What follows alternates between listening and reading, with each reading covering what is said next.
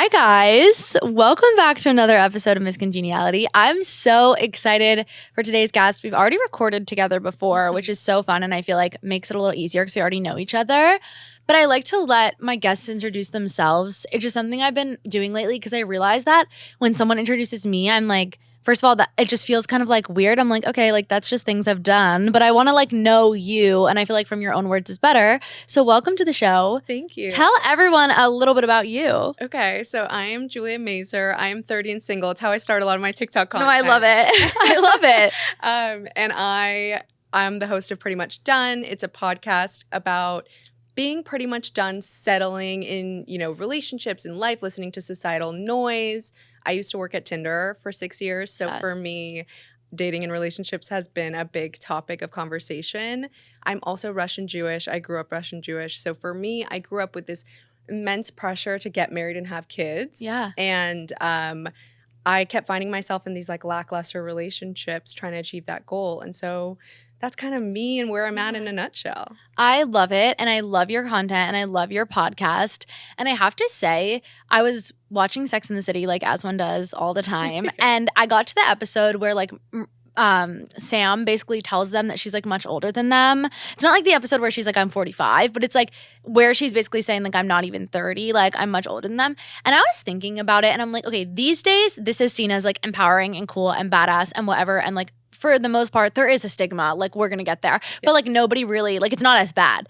In the 90s, I was like, this is so sick. Like, women must have been watching this who were in their 40s and single, who felt like a failure, and were like, you know what? I'm sexy.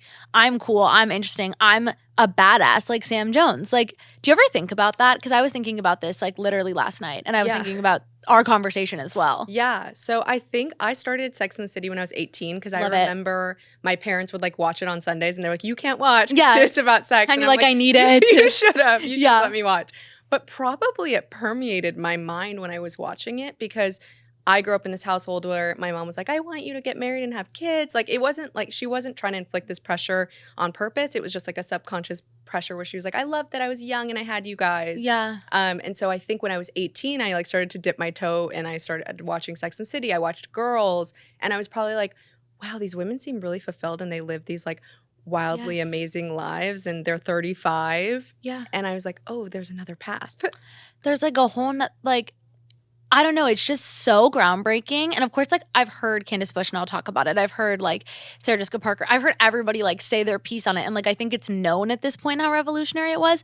But it even makes me today feel so just excited to be a woman, empowered. Mm-hmm. Makes me feel like, I'm in a relationship and I love my boyfriend, but like makes me feel like if we weren't in a relationship anymore, if we broke up, like I'm chilling. Like, of course I would be heartbroken. Of course it's a separate thing. But it's just such a, I don't know, it's so like strong and empowering. And I really never even realized that Samantha Jones was like 40 to 45 years old throughout the whole thing. And I'm like, this just shows that there's like no limit on youth and like age is like nothing. Yeah. It was really cool that in the 90s, like this was being portrayed because, and we could talk about it, but like throughout this whole ordeal, like there is still a stigma on women being single at 30 plus and being single at 40. And I think it's really cool that in the 90s, Michael Patrick King was like, I will create this amazing world for people to aspire to. Yeah.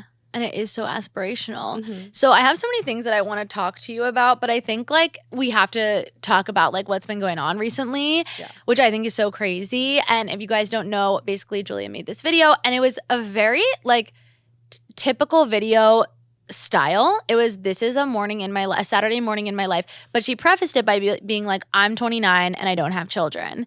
And it was a very normal video about like how she goes about her Saturday, and it went haywire on the internet, and it went on for lack of a better phrase, the wrong side of TikTok. But sometimes I think the wrong side of TikTok is just like the patriarchy and like kind of like society's noise side of TikTok. And I can't imagine how brutal that was, but I want to hear you like describe kind of like your whole process of like deciding to make that video. Mm-hmm. Because for me, every single time I've had something blow up and go on that, wrong side, it's always been like, I never expected it. Like, I just thought this was just another thing I was making. Like, I had no fucking idea the incels were awoken by like me living.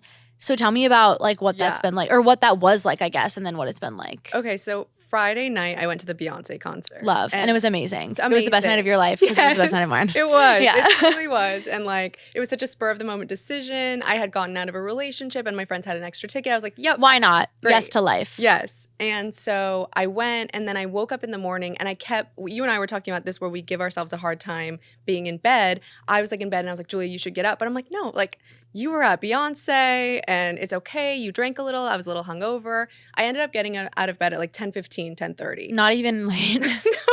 Just like regular Saturday morning things. I've had record sleeps before that. Yeah. Before that. So I got out of bed and I was like, you know what I feel like doing? I think I'm going to like make shakshuka. I don't know if you watch Real Housewives of New York. Yes. Very timely. Yes. Erin was making shakshuka and I was like, I've never made it. I'm going to figure out how to make it.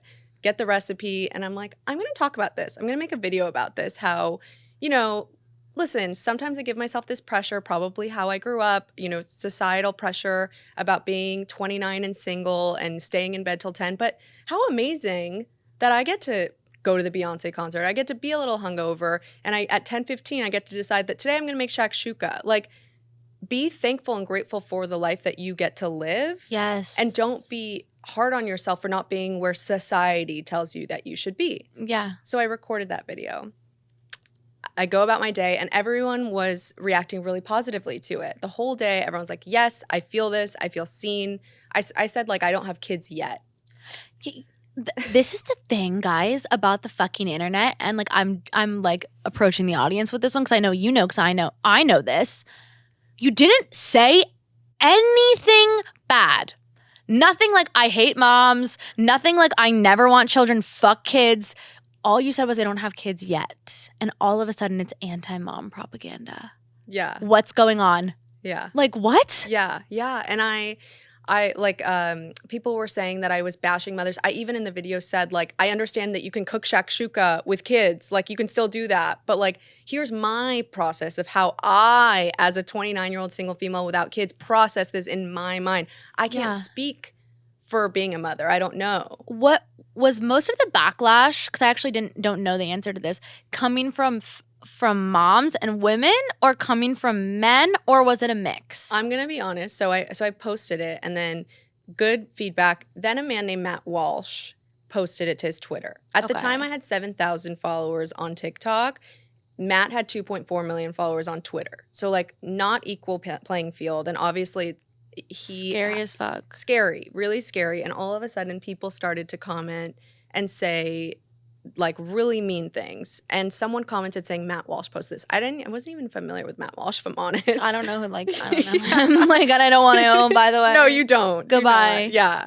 And as soon as that happened, people were like saying extremely rude things. I didn't know. I got scared. Like, I haven't fully read all the comments since because I'm trying to like protect my mental health. Yes. I immediately deleted TikTok because I was just like, this is so scary. It felt like, and you and I spoke about this on my podcast, like we were talking about like how we wouldn't invite bullies to our birthday party or to our house for a house party. Totally. It felt like 500 people just came into my house and started punching me. Yeah, for like doing nothing, by the way. Yeah, yeah. And I was like starting to doubt myself and like getting crazy. And I was like, what did I do? Oh my God, did I do something? Delete TikTok, like the app from my phone, go about my day. I started having people in my life reach out, like people who I didn't even like know or haven't talked to in a while, reaching out saying, hey, don't go on Twitter. Are you okay? Like, do not read the things that are being said about you. You know, what you're doing is positive for women. Like you make people feel less alone. Like, don't read the comments. From what I understand, like a friend of mine told me that there was like a thread about like sexually assaulting me. I've seen things about like people saying that the only way I'd have a kid is if someone sexually assaulted me. Really crazy things. There is a lot of backlash from mothers that I was seeing, but like I'm really trying not to read the comments. Totally. A lot of things obviously about how like my eggs are sand and like I'm like so old because obviously I was talking about my age and so people knew that was something that I've always felt this pressure and like insecurity about still being single at 29, 30, but like I decide I'm taking my power back. And like from this whole situation, I've realized like I feel more and more sure that this is the message that I want to help people, you know, overcome. And so I don't know. Like, I bet that it was equal. Okay. It was just like he is just someone who like takes his followers and like he's like go pounce on her. Terrible. Like a few days later was Emily Ratajkowski, you know? Terrible. Well, I'm so sorry that happened to you. Like, I literally cannot express how awful that makes me feel for you and just like how heartbreaking that is. But at the same time, it makes me think that like a lot of people don't realize like what they're doing, because these people don't have a problem with you specifically, right? Like, they're using you as a target. They have a lot of like unaddressed stuff in themselves. And whether or not that's internalized misogyny and patriarchy is a lot of it. Yeah. But it's also like you have to be so incredibly unfulfilled with whatever you're doing, whether you are a single man, which I'm sure a majority of them were, whether you are a mom who feels unfulfilled with her life. And by the way, it's okay to be a mom and love being a mom and also feel unfulfilled at the same time, but it's not okay to then take that and harbor resentment and then project it all over you. Like, I guarantee that so many of these people, they don't even know what they're doing. They don't even know how negative and toxic it is. And they don't even realize like how it impacts somebody when you are attacked like that. Yeah, I bet you can't. And no one I know in my circle can be a person who stops on a video and tells someone something negative about their looks. Never. Never. I don't know someone like that. I don't fucking know anyone like that. There are definitely some videos that I disagree with, but do you know what I do? I scroll. Like, Julia, I do not know one. Like, if I do, they are like an absolute actor. Like, they deserve like a Razzie, honestly, for their performance. Like, if I know somebody that's like on a Reddit hate thread, commenting on TikToks on an anonymous profile, on Twitter threads, doing anything like what happened to you, that person deserves a Razzie, because I genuinely, like, I don't think I know one person. I don't know who those people are. I don't know who they are, but they're fucking scary, and I don't know any of them. I don't know either, but there were a lot of them in my comments, still in my comments. Get a life. Do you ever think, like, aren't you like you're a busy girl. Like, you have a lot of shit going on. You don't have time to do that. No. It's really crazy. It's insane. It's really crazy. But I think it's really admirable that, like, what you've internalized from this situation and taken away from it is, like, I want for this to continue to be my message. And I feel like, you know, what these people are trying to accomplish right at the end of the day is to silence messages like your own, because it goes directly against their idea of what's right, which is men having power and which is like heteronormative societal expectations. And I think like it's really admirable and also like even more incredible that you're like, no, I'm not. I'm actually letting this fuel me. It's like you're letting all of this situation, you're internalizing it. You're saying, okay, I'm letting this fuel me instead of letting it deter me from continuing this, because that's what they want, right? Yeah, it just echoed that this stereotype exists against women, because I thought, as someone who grew up Russian Jewish, I thought it was a cultural thing. I know this happens in like other cultures as well. I have friends who are Indian, I have friends who are Chinese, Asian American. Like, I knew that they have found these same pressures from their families. I didn't understand that it was like just a societal thing. Yeah. It just is. And I think that men put so much pressure. Like, not only are they like scrutinizing if we're married at a certain age, what our egg count is, they're also scrutinizing our bodies, our jobs, if we're successful. Like, there is so much pressure put on women, and it's no wonder like we can't find a nice guy. Yeah. Because these men are shouting at us in the comments. Yeah. And it's also like, I don't know, what if you didn't want kids? God for fucking bid, in that video you said, and I don't want them. Holy fuck. I think it would have been worse. And it's like, are women not allowed to just not want children? People said it was selfish of me for not having kids, but I think it's so much more. Candace Owens called me as selfish. She's got to go.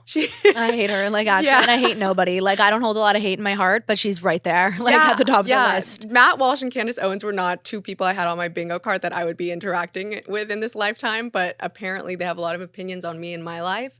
She called me selfish, and I think that what would be more selfish is having a kid when you're not ready. Or that you don't want. Like, oh my God, what does she want? Everyone to just make babies that they don't want to have? Yeah. Like, I guess. Like, that's unimaginable. I can't imagine. I don't get it.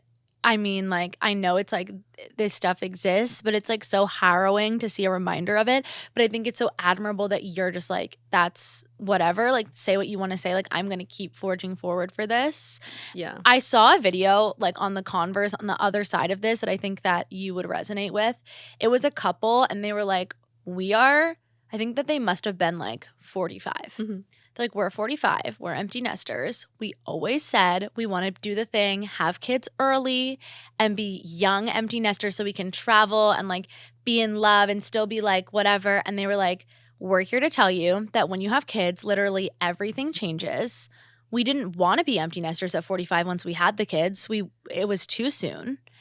And we wish that we waited because your life will forever change when you have children. And then when you become the empty nesters, you no longer want that. You want to spend that time with those kids. And they were like, had we waited till we were mid-30s, it would have felt like it was time. It would have felt like we would have felt like we had our, young fun. And not saying that you can't have fun with kids, please, for the love of God. Not saying. Not Eli now. No, please. Not saying you can't have fun with kids. Also, fucking come for me. I don't care. But not saying that you can't have kids. Not saying if you're a young mom, that's the wrong choice. I love that for you. Everyone should choose what they want and what makes them feel empowered. I'm just saying, on the other side of things, it was a really refreshing perspective to hear because all perspectives, I think, should be heard for the most part if they don't suck, like the ones that were coming at you. It was just a nice, fresh perspective of them being like, when we had kids, like we didn't want them to leave, like we didn't want to be empty nesters because we didn't feel ready because we are young and like spunky, but now we just like kind of wanted to hang with our kids for a little longer. Like we wish we waited and we wish that we sort of honed that energy of freedom that is inherently not available to you when you have children because they are a responsibility that you will now have. So it's like, it was a really nice perspective. I was like, thank you for saying that. Yeah. Also for being brave enough to say that on the internet. Like, thank you to them for saying that. So many people were so kind and like came to my defense. Very nice. I mean, Mark Cuban, like the true what angel. The angel of the century, The angel like of coming the century. in. I tell all my friends, I was like, if Mark Cuban was 40 and single, he's my man. He's my fucking man right there. Yeah. That is so kind and so nice. And not everyone is terrible. But those people, I totally agree. Listen, if I had kids at 20 or 25, sorry to my kids. Like I had no idea who I was. Sorry to my kids. I was not financially independent. I would not have known what to do with those children. So for me, for my path, this is me speaking, and this is me speaking in the video. Like it wasn't right for me. There was no one I met that I wanted to have kids with either. Yeah. And by the way, I don't understand what the internet's problem is with people choosing their own path that looks different from someone else's. Like clearly, specifically the moms that are attacking you are in some way insecure about the choices they've made. I'm not trying to project that onto them, but anybody who's being like literally death-threateningly violent and disgusting and disturbing in a comment section of a video, absolutely tearing somebody like you apart who did nothing wrong, clearly has a problem with their own choices, and that's okay. But it's like, work through that in therapy. Do not be a keyboard warrior. It's only going to damage things. Yeah. And I just think like we all need to be okay with the fact that we're on our own path, and that's our own individual choice. Like I always say, like I get all these DMs and comments like, "Are you going to get engaged soon?" And the answer is no. I'm not ready. I feel too young. I don't want to be engaged. My boyfriend doesn't want to be engaged. We want to get married. Like we want to be together. We hope for that for ourselves. But like we're not ready. And I'm not saying that 25 is too young. I'm saying it's too young for me, Eli. I'm going to a wedding like in a few weeks for people who are my age. I'm so fucking excited for them. Yeah. I can't wait. Yeah. I would hope they would celebrate the fact that I'm not ready too. Do you know what I mean? Yes. And my question to people who would have any problem with that is like, why is Eli's engagement keeping you up at night? What's wrong with you? Why are people obsessed with the fact that you don't have children right now? Yeah. I don't know. If some people are like, if she was so fulfilled, she wouldn't be making content. I feel very strongly about this because this was my experience, and I hope to connect with like-minded people and make people feel less alone.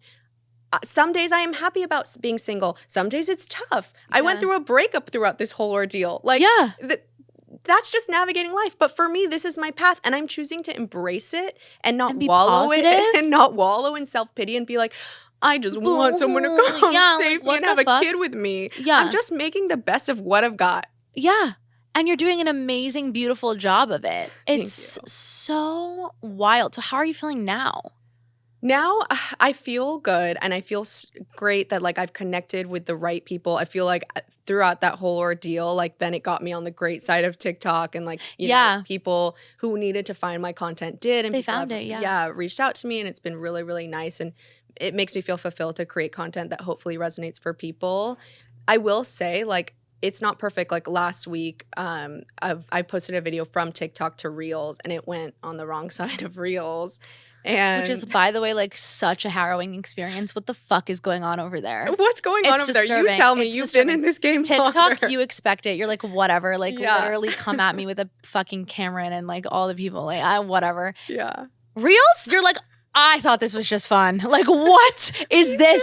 It's horrible. Too. The wrong side of Reels is worse than the wrong side of TikTok because it's like, it's harder to find. And when they find you, you're not safe. I did not feel safe last week. And it was just a video of me taking myself out on a date. And I like posted about how like a friend of mine texted me to come over and we did tarot, like me and 2 girlfriends. And everyone's like, oh, a friend of her texted her to come over. It was a guy who didn't want to be seen in public with her at 11 p.m. trying to have sex with her. Like people love to talk about my sexual like prowess or whatever. They love to talk about that on my behalf, having no context about me. And that was like hard. But I read the comments. Like that was on me. You know, it wasn't on you, right? Because it's like not your fault at all. But I think like I was talking about this recently about Taylor Swift specifically. Mm-hmm. And I was like, talking to a friend and we were discussing whether or not we think that she like consumes media about her. And I was like, there's no way. Because I know how it feels to open a tab and read a thread about myself. And that is on a 0.01 scale comparatively to what there's no way. She would check her, like, she wouldn't be okay. Yeah. She wouldn't even be able to, like, and maybe I'm wrong, but I don't think she would be able to do it. Because just from what I see is that those comment sections break creators who have the audience that is like 1/100th of hers and have the attention that is 1/100th of hers. I just don't think that like, I know for a fact that like psychologically the human brain is only able to like secure like less than 100 like deep connections. And so it's actually not even like normal what you and I experience. That's not normal that you had to know that millions of people were like interacting with you even if you didn't interact back. So like on her scale, it just can't be mentally healthy. Yeah. I just think like unplugging and walking away from it is like a really good practice, but sometimes it's really hard. Yeah. Well, I was talking about it with Khloe Kardashian with friends last week. Oh my God. Yeah. The poor thing. I'll fucking ride for that girl forever. Me too. You guys are angry when she's bigger. You're angry when she gets thinner. Yeah. You have so many problems with her. She's just trying to live her best life. And like everyone's like, well, she asked for this. Like, she didn't ask for you to say the vile things that you say. Like, no. I can't express this enough when people are like, you signed up for this when you started creating content. No. You sign up to be perceived. You sign up for potentially criticism. Nobody signs up for hate and bullying. Yeah. If you went to your 9-to-5 job and people were like, you're a fucking ugly whore and like you should be assaulted. Yeah. You would file an HR report. You would sue. Yeah. You would lawyer up and sue. And it's like, you can't, there's no HR that on is TikTok. Such a good point. But there's like, no I think HR. about that, there's no HR and people are hiding behind profiles so they can get away with it. Karma's a bitch. And I believe that every single person that came at you is going to have a fucking terrible day or life. Me too. But like, that's just me. Yeah. There's no HR. There's no way to like stop that kind of like, I mean, in your case, incel behavior on your page. Yeah. Yeah, no, it's so true. I posted a video. I was like, next time you want to say something mean about someone, take a walk. Just take a walk. Take a breath. Take a breather. Coping mechanisms are so good and so like, important. So fun. Somebody said there was this person called Troll for Trump that would not lay off for a long time on my page, and I blocked them. And they created what a name! Like tell us about yourself. Like, it's gross. They created a new page for me, and they kept like being like, this girl talks about how she's in therapy all the time. She's on meds, blah, blah, blah. I'm like, you weaponizing therapy is a truly projection because if anybody's needs it, it's Troll for Trump. Troll for Trump, please. Like BetterHelp, it exists. Like go get in there. Yes. Like what the hell? Yeah. It's truly so damaging, but I want to get away from like negativity because like I'm always trying to focus on the positives. Yeah. And you know, that was advice given to me by like a fellow creator. Like we were talking about like how she handles stuff and people saying things about like her and her relationships and whatever. And she was like, I just like don't focus on that aspect of it. And I was like, what a freeing thing. And like how, and it's not that easy, but like what a freeing mindset to have. And I feel like you really do have that mindset. So how is your dating life in like a fun way? Like, are you on a break from dating? Are you actively dating? Are you having a good time? Has this affected it at all? Well, I mean, okay, so I was dating someone this summer for Okay. a couple months. It was a long distance relationship. It didn't work out for a number of reasons, but it was a lovely time. And I feel like every relationship that I'm in, and like as like devastating as breakups are, I feel so much stronger that I keep getting closer and closer to my person. Yes. Because I learn more about myself. And I used to be a person who I'm a recovering male codependent, my therapist says.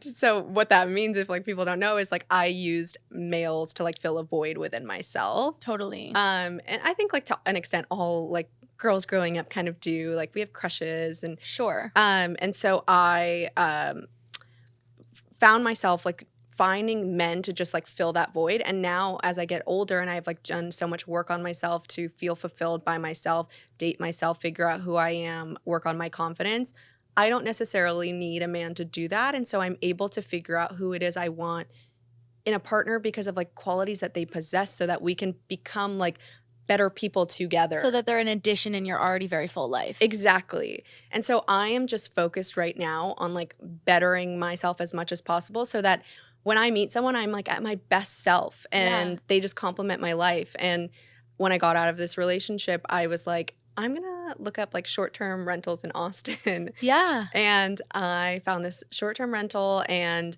it was a little out of budget. So I write to them and I was like, hey, like I love your place. It's a little out of budget. I own my place in LA. I'm really responsible. I'm 30. Like I'll take really good care of your place. And they were like, there's no flexibility on the price, but we're looking to move to LA. And so I was like, it's the holiday. It's the holiday. It's the motherfucking holiday. It's the holiday. And it literally fell in my lap. Wait, sorry. And that, my friends, is why I always say this. I'm like, send the fucking cold email. Yes. You do not know what's going to happen. Yeah. And the only thing that could come of it that's negative is no one replies. And who the fuck cared? At least you tried. I shot my shot. And look at you. I'm always saying this. I'm like, just send the fucking email. You have no idea. People want to help you. Yeah. People want, like, you have to trust that people are good. Like that situation is going to happen. Yeah. And I felt like because I put myself out there and was vulnerable, I'm like a universe girly. So I felt like the universe like rewarded me for putting myself out there. I also like said, I'm newly out of a relationship. I just need a change. I feel like that vulnerability, like it's I got, power. I got rewarded for that. Like the realtor was like, oh, like I just got out of a relationship not too long ago. You're like, slay, like we're all friends now. Yeah. I love that. Okay, so this is a movie. But I love what you said about like how you look at relationships now. Like every single thing is like leading to the next person. I always say like in a more like analytical way, if you are going to date seriously 10 people before finding like the person that you're going to end up with, or that person that you're going to marry or create a family with, or whatever it is that you want from your life, you would not, of course heartbreak hurts, but you would be celebrating when one ended because you would know. Mm-hmm. Do you know what I mean? Like I'm one step closer to finding that person. Yeah. Like if I told you had to fail 10 times to succeed, you would be excited to fail a little bit. Like, and I'm not saying get excited to get broken up with. Like that's not what I'm saying. Get excited to get cheated on. No, I'm just saying if you have that mindset of like, it's always going to be a no until it's a yes. Each no, you would be like, fuck yeah, fuck yeah, fuck yeah. Like we're on our way there. We're learning things. The end goal of every relationship is not forever. It's going to be something else until I find that forever. Yeah. I feel like that's a really positive way of thinking. Yeah. I tell people all the time, like, love is hard because it's like you're so sensitive, your ego's involved. But I always tell people, like, think about things that you didn't think that you would accomplish. Like you, for example, I don't know that 10 years ago you would have imagined you were going to write a book. You are writing a book. Like you wrote a book and it happened for you. If that happened for you, you can have all the other things manifest. So it's like have that mindset of like all the things that you didn't think you could accomplish. Remember that you have accomplished them. So like I don't know who my person is and like who I'm going to end up with, but I know I'm just like so confident in my ability for things to happen that I know it'll happen. Exactly. So I'm just enjoying 100%. The ride as it happens. I love that. I remember I was getting out of a relationship, going through a breakup in college, and I was talking to my dad about it. My dad's like a very blunt person, but like this was just like the advice I come back to all the time. I was like, well, I'm just scared I'm going to end up alone. And he was like, well, you're not. Yeah. And I was like, what do you mean? He was like, if you don't want to, you're not you're not. And I was like, what if it just wasn't an option? Like, who cares when it's not an option. Like, I want that. I want a life partner. Yeah. You seem like you're looking for that in your life and that's something you would like to have eventually. So it's going to happen. Yeah. It's like, what what are we accomplishing by being like, I'm going to die alone? Nothing. Yeah. You're just making yourself feel crazy. Yeah. And I know the universe didn't bring me that person at 25 because you know what? I didn't love myself at 25. Exactly. You weren't ready. I wasn't ready. Yeah. I was talking to somebody else actually on a podcast recently. I was, do you know Girls Gotta Eat? Yeah. So Ashley Hesseltine was on the pod and we were talking and she was like, she met this guy. I think like she thinks he's the one. They're very serious. And she was saying like, we've spoken about it and like, we would not have been ready for each other 10 years ago. We would not be together in this loving, happy, secure relationship that we think is going to last 10 years ago. Yeah. And I'm like, so you don't even want to meet? Like, I always think like, oh my God, like I wish I knew my boyfriend in college. I'm like, I actually don't. We probably wouldn't have been together. We weren't ready for each other. Yeah. You would have gotten the ick. I so would have gotten the ick. There are also friend icks. And like, I think that if a friend itemized a bill, I don't like that. That gives me the ick in a friend. Yeah, I think it's so hard. Okay, because you're a little bit older than me, right? Yeah. And so like I feel like you're in a place where most of your friends are probably like pretty more financially secure than like just post grad, and then plus with COVID, even though I'm not like just post grad, sometimes it's tough. Yeah. So I'm like, go for it. And then the other time I'm like, go for it is like when someone doesn't drink, and then like everybody else drank, and it was like much more expensive. I'm like, go for it. Yeah. What I am bothered by is people that just like that require the request to remember to Venmo, because I'm non-confrontational girly. I'm not into the request. Yeah, like, but it's also weird when you didn't mention it and then you get the request at the end of the night and you're just like, this is so passive aggressive. I like the conversation of like, Eli, I'm going to put my card down and I'll send a pic of the bill. Can everyone just Venmo? Yeah. Love that. Or I love a friend being like, I'm putting the card down. I need my credit card points. And we're all like, slay. And then I'm like, all Venmo. Or they're like, all request. Like, I think whoever's putting their card down needs to make the plan. They also need to be the planner of what's going to happen next. Yeah. You're putting your card down. It's not like up to everyone else to like figure out how we're going to go about this. I feel like when I put my card down, I'm always like, all right, I'll just send a picture of the bill into the group chat. And I'm also going to let everyone know what I tipped. Can everybody just Venmo me? There's always one person who forgets though. There's always one person. And then I'm like, I don't want to request them because it's so fucking annoying. But it's also like, that was like $60 dinner. Yep. Like I need to request them. The Venmo culture is something that doesn't work for me. Like it stresses me out a lot. I agree. I totally agree. And I know it's also so annoying to make a waiter like split it 8 ways. Horrendous. And not okay. I know that there are other ways, but yeah, it's tough. Did you ever used to like look at relationship Venmos? Like I knew a couple. No, I love to be that would be like I'm a juice. nosy bitch. Juice, no. like $8 juice request. It's just like, okay, again, I don't know the ins and outs of anyone's finances, so like not to yuck anyone's yum. But for me personally, it's always an ongoing, just like you get it, I get it. Like, okay, like this past week, I was only home for 2 days, but I was going to meal prep for him because I cook and he cleans. So he got all the groceries because I'm not going to be eating them. But then like maybe next week I'll get the groceries and then like maybe we'll go out to dinner and like maybe whoever just got paid wants to pay. Like I don't fucking know. Like the only thing I'm ever Venmoing this man for is like if we are going on a trip and something's like exorbitantly expensive. So I'm like, let me split. Or he's like, let me cover the hotel you booked or whatever it is or rent. Other than that, I don't think we're Venmoing, and God for fucking bid, you have a public Venmo.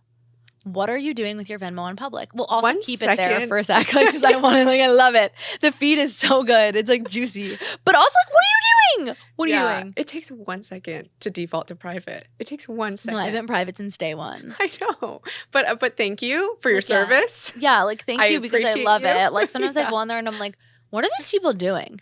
Yeah. Like, the feed. Yeah. I had an ex and he was like on public and then I like made the mistake of being like, I know you're lying to me. I like literally saw you Venmoing her. Immediately he went on private and I was like, what a rookie mistake to tell him. That's how you found out? Like I didn't like, he was like lying to me about like seeing someone after we broke up, but we were like still talking. So it wasn't really my business. Like who the fuck cares? Like we're broken up, but like you are lying to me and I know you're lying to me because I see you Venmoing her. So like clearly there's something happening. And then he went on private on Venmo. And I was like, damn it. Well, you just give yourself away like that. It's because you gave yourself away. I know. Yeah. It's okay. I had someone on my podcast, fine. Amelia Sampson. She found out her man was cheating on Venmo. It's underrated. Insane. Yeah. It's giving me like, was it Shakira who like went away? Oh my God, came back and she's like, I would never have purchased that. I'm like, I love you. I'm like, 100% that would be me. Yeah. I would be like, you would never eat this. What the fuck is this? This is not yours. Yeah. Whose is it? Amazing. But the fact I just need to know, like, how did she get him to, like, own up to it from just that accusation? I mean, that guy doubled down. He, like, is marrying that woman. I'm like, damn. It's a lot. Yeah. So back to dating is fun because I love hearing about your dating life. What is the plan for Austin? Like, I actually had no idea you were going there. I love this for you. Thank you. It's an amazing place. I think you're going to absolutely love it. Are you going to, like, go in there and just, like, you know, focus on you? Are you going to do dating and focus on you, which I believe does exist? There's such a good balance that can happen there.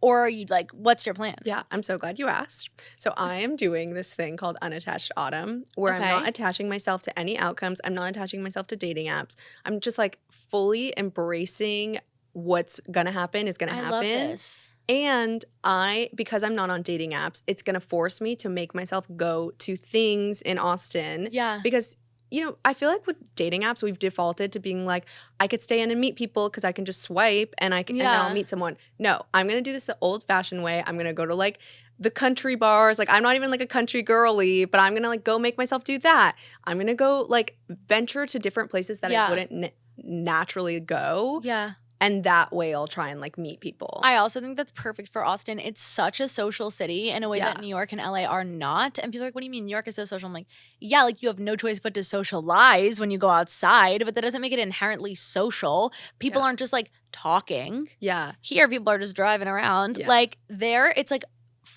making friends is, like, a common thing that happens a lot, I feel like. Yeah, I feel like like, in New York, like, people do talk more often, but it's not meaningful connections. Yeah. Whereas as soon as I told people I was moving to Austin, they're like, I know so-and-so. I know so-and-so. I know so-and-so. Like, everyone keeps introducing me to someone who introduces me to someone. And it's really nice. Like, I also know that, like, a lot of people from LA kind of moved there during the pandemic. So it'll feel, I don't know, it'll feel like a fresh little start. I'm a little burnt out on LA. I'm from here. And so for me, it's just, like, unattached What autumn. is dating? First of all, I love Unattached Autumn. Thank you. I kind of want to, like, subscribe to Unattached Autumn, but Please then I'm do. like, I'm just gonna unattach myself from everything, and people are like, she's off the grid. I'm like, this is what I've always wanted.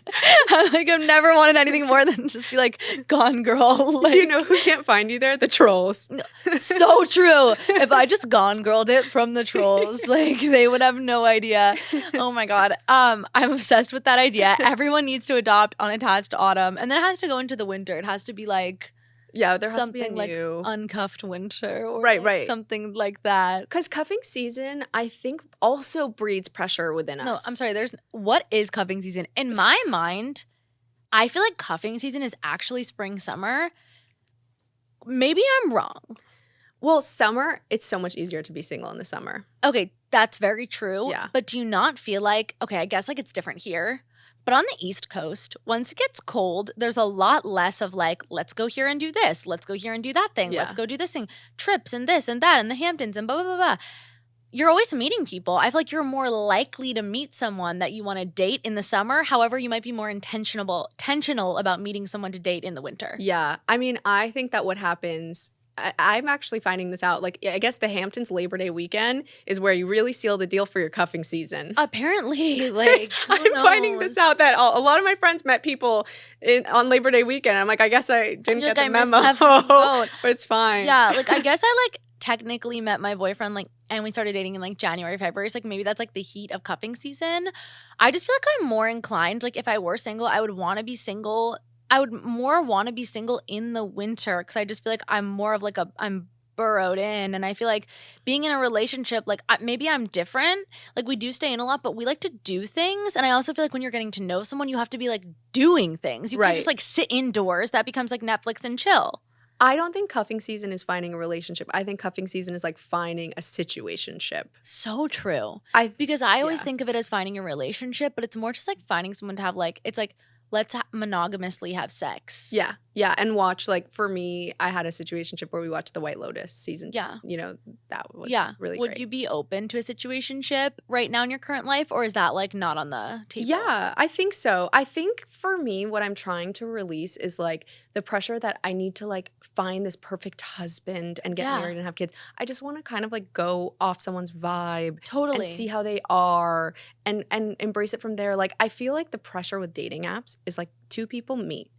and you go on this date and you're like, I hope he's the one, or like, I hope they like me or whatever. And it breeds so much pressure because you just want to be accepted by this other person, this virtual stranger. Yeah. That I kind of almost just want to like be loose and fun. And like living your life. And hopefully something transpires through that. What do you think about, because I've recently saw this in conversation and I kind of feel like I'm seeing this too. I felt like pre-COVID, Gen Z and like millennials as well, but like mostly Gen Z was like, we're not getting married like in our 20s, like we're not having kids in our 20s, like we're living this like free independent life, like power, woohoo. After COVID, everyone, maybe it's just me, I cannot log onto one fucking social media without everyone's engaged. Really? Everyone is pregnant. Everyone is getting, I'm like, I am a teenage girl. Like, what are we doing? Like, I thought we were all like, yeah, like fun. Like, this is not in my brain, like something that I've been thinking about, but I see it everywhere. Do you feel this way? Or do you feel like the circles of people that you know? Because like, then I look at my friends and none of them. It's none of my friends. It's just like people I happen to know. Yeah. So I think for me, I have a unique situation where I grew up Russian Jewish and a lot of my parents immigrated with a lot of these other people in LA. And so all of the kids from the Russian Jewish community that I grew up with, I'm the only single girl left, me and my best friend. Wow. And so like I go to weddings and people will be like, you know, you're the only one. And you're like, yeah, I'm having a good fucking time. How are you? Like, goodbye. Yeah. I'm trying to find some hot guy at this wedding. Shut up. Leave me alone. Totally. I know. Weddings are like a great place to meet someone. Place. It's so fun. Yeah. It's the best place to be single in the world. Yeah. Someone asked me recently at like one of those like Russian events, they were like, why are you still single? What a question that needs to be abolished. Like, totally. Let's abolish it. It was well intended, but let's abolish it. Yeah, it came from a good place, but like don't ask that. Totally. And it was the first time in a long time that I was able to answer in this way because like I've worked so hard on my self-confidence and I was like, because I'm amazing and it's really hard to find someone who like measures up. 100%. 100%. I could have been married and I could have had kids. I've been in relationships in which that could have happened. I talk about this all the time. Like if you're down to just like settle and like anyone can just like get married, like you can just do it. Yeah. Like it's like but if you hold yourself to a high standard, you're looking for someone to add to your life that's already full and beautiful and amazing. Yeah, I really want to feel like it's right and like I found myself in these like relationships where I was like they were like good on paper. So like someone like owned a house or like they had a good career. And I was like, well, I kind of want to like own a house by myself. Like I want to earn the house, but it's like we already have the house. So like, okay, what next? I don't know. What next? You're just looking for something that you're going to find in your life and you're not in a rush to do it because you're so happy and content with where you are. Yeah. Yeah. I feel like the older generation like does not understand the concept of like specifically women just like being content.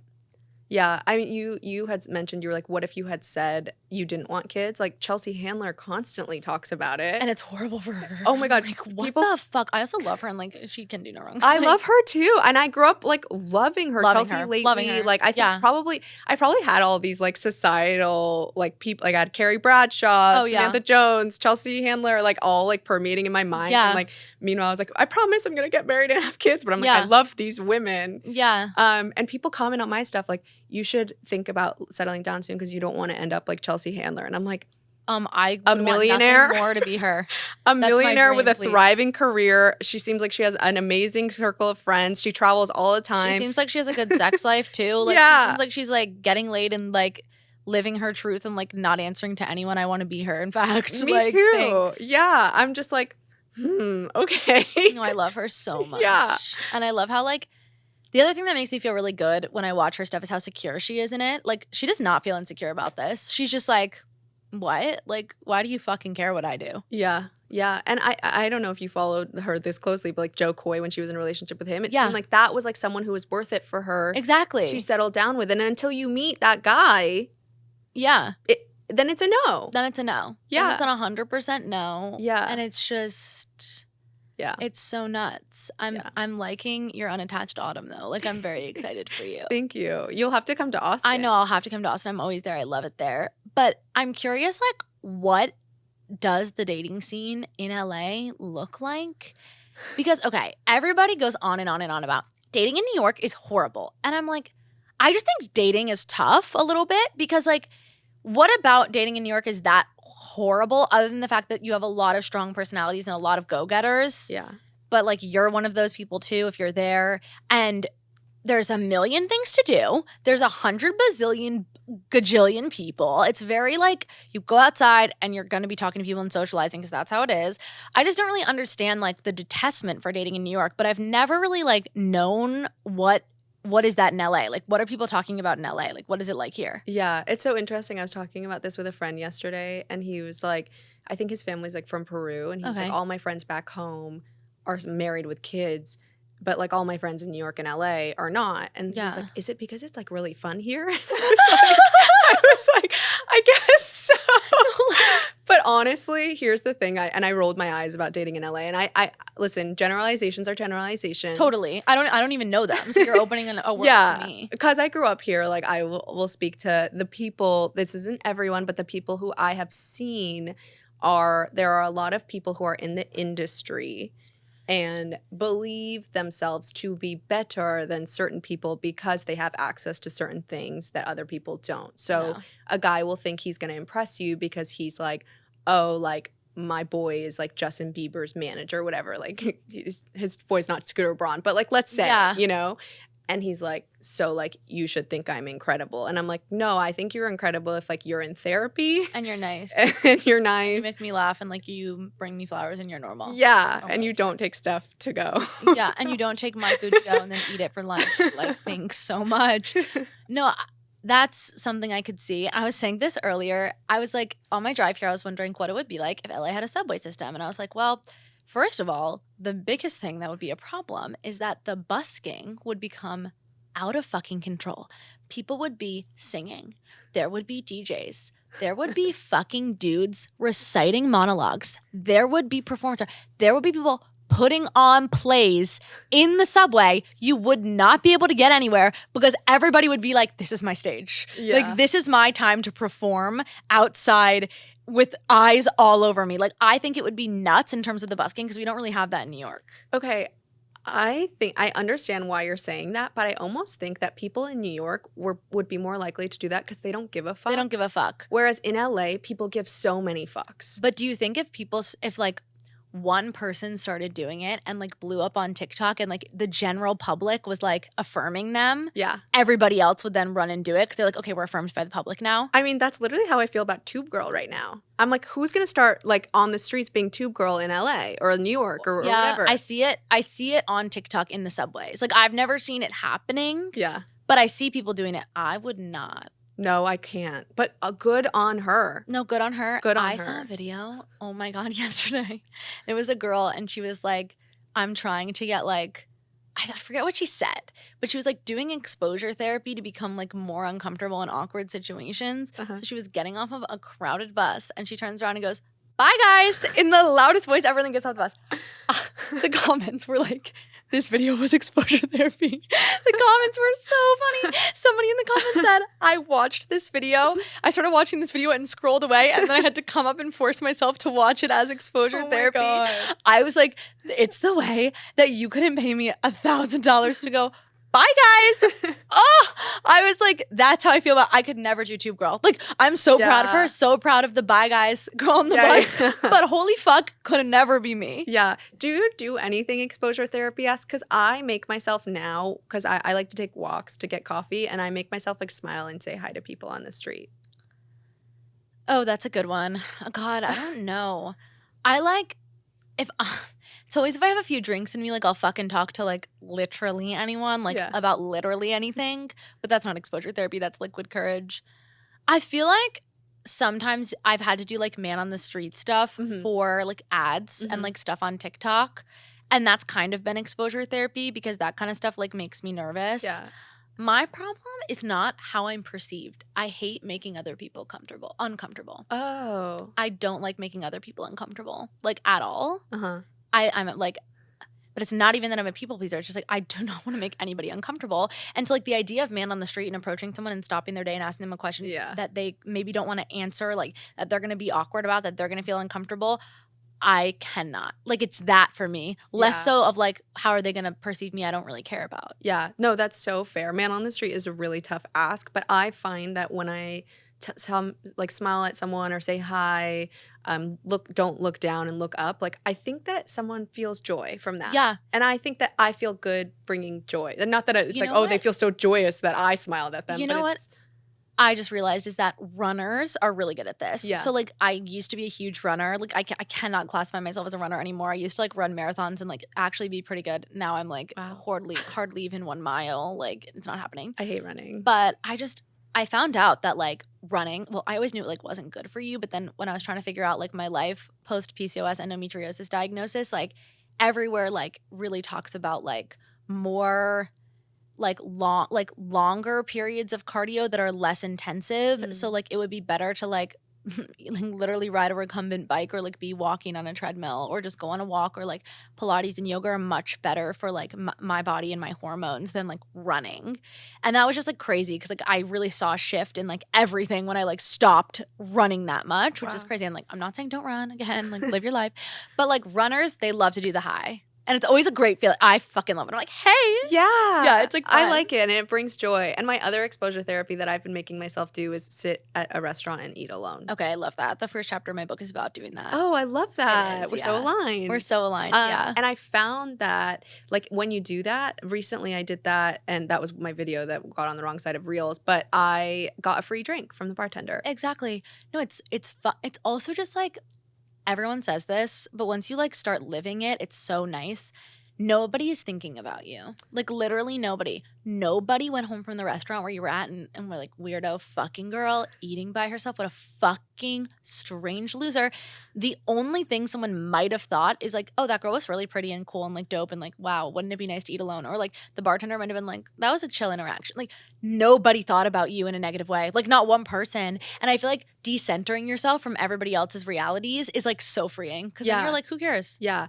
And if someone, which we've learned, if someone has a problem with it, it's a projection that they're so it's uncomfortable. Their problem. Yeah. They're so uncomfortable with being able to have the ability and the strength to do that themselves that don't even pay them any mind. And by the time they get home, they'll forget about you. Yeah. They'll have 100 other things. Also, like, my best friend Allie always used to say this. Like, we were in this sorority and it was just like not going well for us. Like, I don't know what happened, but like none of the girls were like nice to us or liked us. We're like, what the fuck? And I would get so down on myself, like, why don't they like us? She'd be like, this is so flattering, dude. We've done nothing to these people that we wouldn't even want to be friends with who suck. And all they do is think about us. Yeah. They spend their days thinking about us and talking about us. And like, that is just so depressing for them and flattering for us. Like, why is my name in your mind and in your mouth if you don't like me? That's such a good point. She would always be like, this is so flattering. Then she would be like, listen to Mean by Taylor Swift and get over your fucking self. Like, all press is good press. Okay, so I have to admit something. I was never like a crazy Swiftie. Like I'm not like a crazy Swiftie. That's okay. But people were commenting on my stuff. Like I feel like Midnights would be really good for you right now. Because I was posting my video about bullying. Yeah. They were like, I feel like you would really enjoy. I think you would enjoy it. Taylor Have you listened Swift. To it? I like Lavender Haze. Okay, yeah. There are songs that I like. I want to get in, like, don't be scared. It's okay. Like, no, they'll come for you. Like, they will come for your throat. The Swifties will come for your neck. And I get shit for saying, like, I can't align as a full Swiftie because sometimes, like, there's, like, two sides of it, right? There's, like, the lovely, stunning angels who just, like, love Taylor Swift and, like, I align with those people. Yeah. And then there's a dark side happening on the other end of people who just are, like, almost, like, competitive about her and or, like, there's like this whole community of people who think that she could be queer and that's totally fine. And I've talked about it on the pod a million times. Like if people find, camaraderie and community in her music, that's amazing. But then there's like a whole community that takes it another step too far, that they're then like analyzing everything about her and like projecting onto her whether there's like a community of people who like are desperate to believe she's straight and then like they get in fights and it's like crazy. I know all this from TikTok. And then like the Swifties will like a certain subset of them, because so many people that listen to this are Swifties and we love them. And like I, for all intents and purposes, like am one. Like I fucking love Taylor Swift. But then there's like this community of them that will like kind of death threat. Like they'll like do a death threat every now and then. Like and it's like what's another? I also saw a video. I saw a video of this girl being like, I got a death threat from the Swifties. And then another girl, she stitched it and she was like, join the club. Like who hasn't? Like at this point. And the comments were hilarious. actually crying, it was all these people who were like, I'm a Swiftie and I've gotten death threats like from other Swifties. Like it's just, I think it's because it's a massive community. There's always going to be like the bad eggs. So like people are then, the reason that you're like afraid to be like, I'm just like, I like her, but I'm just like, I haven't been, it's because the bad like toxic side of the fandom would come for that take. Wow. But you're okay. Cause like the gentle sweeties and lovers, which are most of the Swifties, like they will embrace with open arms and they're like sweet, kind, caring. Yeah. We love them. I'm friends with Swifties. No, like, you're like, yeah. I'm an ally to the Swiftie Listen, community. I'm an ally to all women. I'm dying. I'm an ally to the Swift community. Please don't come for my neck. Yeah, but it's Oh okay. my God. I mean, this will be a new challenge for me to have to rise to the occasion too. No, I think that you should listen to Midnight. I think that people are onto something. But is there like a musical artist or music that like gets you through? Well, Beyonce for Beyonce sure. is your girl. Oh, you know who is Adele? Adele. Okay, Obsessed. Obsessed with Adele. love, Saw her on my 30th birthday. Amazing. Love, love, love. Can't wait to have dinner with her in my mind.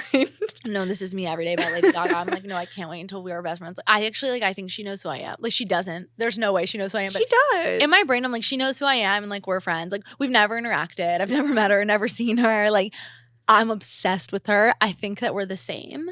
So I'm like, I have this delusional concept in my brain that like we're the same person. Am I crazy? She's from New Jersey too. She's from New York. Oh, New York. Okay. We're the same height. 5'2". 5'2". I love that documentary. We're both like Italian American vibes. Yeah. Her dad owns a restaurant. My dad owns a Love restaurant. that. She's a little creative, like feisty one. I resonate with that. Whenever she's just like tits out in her documentary, I'm like, that's so fucking me. Yeah. She's like so weird too. She's like, I just want people to see how I hang out at home. And I'm like, why do I have trouble believing that you're at home sitting at your pool, tits out in jeans? Like, I don't know, but like that's something I would say and do. Yeah. Like, I just love her so much. Yeah. She's great. She's kind of been like, she hasn't been doing much, right? I was talking about this. Like, I think there are certain celebrity, like she's never releasing Art Pop or Born This Way again, right? Mm-hmm. Like that era for her is over. Like she's Mm-hmm. in her Vegas residency era. Like I almost think she's gonna be one of those people that like quietly pulls back. Mm-hmm. She just released a song with the Rolling Stones and like it's exactly that vibe where it's like it's all about the art. It's all about the creativity. Like she wrote this like 2,000 word Instagram caption about the experience of like recording the song with them. Brought me to tears, but like I'm a fan.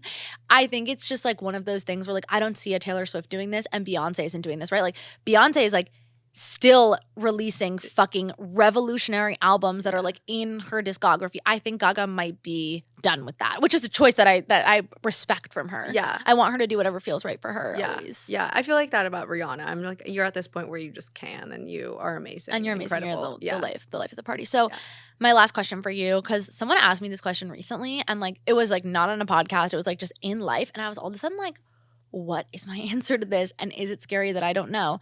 What are your hobbies? Like, what do you like to do? Because I feel like no one asks this anymore. Like, how about in like school, like in elementary school when that's all we talked about? And like it was seen as so important to have like extracurriculars. And oftentimes that was like for a resume in like high school and college and whatever. Yeah.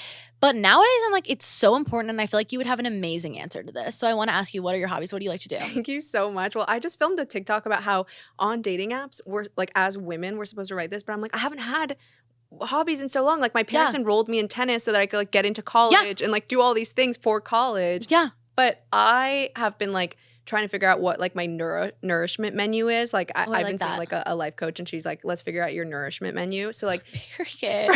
Here's a life coach. Like fucking sign me up. Yeah, troll for Trump. A therapist and a life coach. No, troll for Trump needs to get a life coach immediately. I'm gonna put them like I'm actually gonna sign them up for like email lists that are like therapy, better out. My nourishment menu is I love to read in the park. Like I feel like when I am in the sun and I'm reading, I love journaling, yoga. I love like my favorite thing is being at a dinner with my friends laughing. Like that's my happiest moment. So like a long table with my friends just like cackling and like having wine and good food. The best. I love to travel. I don't know. Those are my hobbies. I guess I'd like to play tennis still, but yeah. Are you into pickleball? No, I haven't gotten into it. But people say like pickleball is where like tennis players go to die because like I guess it's a different. Okay. Yeah. I I'm so confident in saying this. I couldn't give less of a fuck about pickleball. Like, I literally don't give a fuck about it. I don't want to hear about it. Yeah. Get it away from me. I don't care about it. I don't want it. It doesn't. I'm not trying it. Every time you meet someone who likes pickleball, all of a sudden it's like, well, you just haven't played. That's why you don't like. I'm not going to. I don't want to. That's not my idea of fun. It's like, I hate it. I hate that it's in the news. I hate that it's apparently 30% of tennis courts in the country are now pickleball courts. Get your own court. Get off of theirs. They're building them. I'm like, why? It's so annoying. And then, like, I know that this take is going to get ridiculed. I don't care. It's horrible. I hate pickleball. I am respectfully not going to comment on pickleball. No, because you're scared. You're scared. I just talked about not being a Swiftie, so I can only take one. You can only do one. I think pickleball, like, it's a little bit more in the public domain to hate. Yeah. That's Taylor Swift. You cannot. No, like, we don't. Not on this pod. Yeah, like, this is a safe space for her. For the Swifties, except for not the bad ones that would give a death threat. But pickleball, I don't know. Like, I just am not. If you like it, whatever, I just yucked everyone's yum. Actually, in fact, for some reason, it enrages me. I think it's because I don't care about it and I don't want to know anything about it and people just won't stop. If you say you don't like it, like, no, but, and you're like, no. Oh my God. It's also just like, okay, I don't really particularly like soccer, but it's not like I can avoid it. Do you know what I mean? What is it about pickleball that it's like everything is about it? And I'm like, why am I getting targeted ads for this? I literally hate it. I think it's a New York thing right now. I think people in New York are freaking out about it. No, and they're freaking out. And I always say this. I'm like, I've always said this, in fact. Men who play racket sports are terrible. Wow. No, like, if you meet a man and he's like, yeah, like, I do tennis, I'm like, run. Or squash. Is that your ick? It's one of them. Like, too many guys have sucked that have played, like, that a racket sport has been part of their identity. Yeah. Them and the improv comedy guys, like, 0% chance I'm going for either in my life. What is the sport then that is a green flag for a guy? Such a good question. What's yours?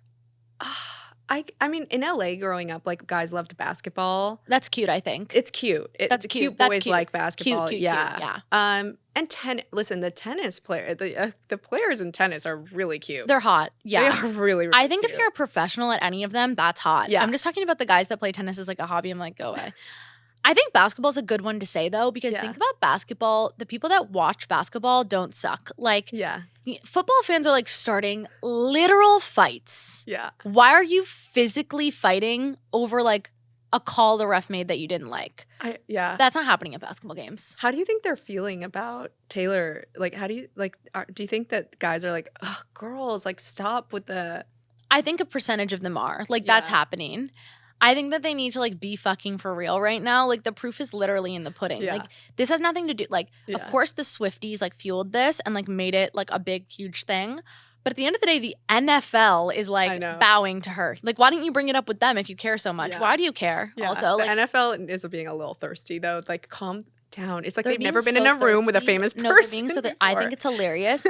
Part of me wants to believe that it might be like an agreement that everybody has going. Yeah. Because part of me believes that everybody involved with this is too smart and too business savvy and too capitalist to not jump on the opportunity for this to be a huge, big fucking thing. Yeah. And I think maybe we'll get information about that in the future. But if it's not, I just think that, like, of course they're like, what else are they going to do? Right. If they didn't do that, everyone would be like, why are you not? So I feel like it's that. Yeah. Anyway. 100%. Well, thank you so much for coming on. I had so much fun chatting with you. I'm so proud of you. I really like admire you and look up to you so much. I'm so excited for your unattached autumn. I'm so excited for your move. Where can everyone follow along with you so that they can be a part of this like journey that you're going on to move and to have the holiday as your real life? Thank you so much. I'm inspired by you too. And everyone can find me pretty much done everywhere you can find your podcast, Apple, Spotify, PMD Pod on TikTok and Instagram. Yay. Thank you so much. You're the best. Thank you. Bye, guys.